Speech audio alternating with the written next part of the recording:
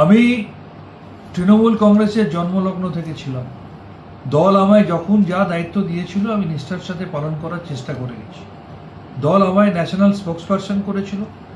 এমন বহু ঘটনা, যে ঘটনাকে কোনোভাবে সমর্থন করা যায় না, মন সায় দেয় না, সাধারণ মানুষ সমর্থন করতে পারে না, তা জেনেও শুধু দলের মুখপাত্র হিসাবে ইলেকট্রনিক বা প্রিন্ট মিডিয়ায় সেগুলোকে ডিফেন্ড করতে করতে গেছি।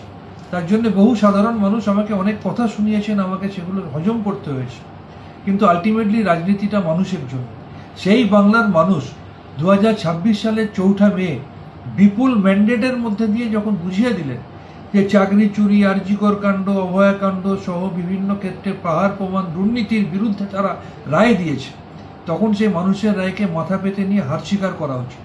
তাই মানুষের রায়কে মাথা পেতে নিয়ে হার স্বীকার করে এরপরে আমার মন আর কোনোভাবে সম্মতি দেয় না যে এরপরেও এই ধরনের দুর্নীতিগুলোকে সমর্থন করতে হবে।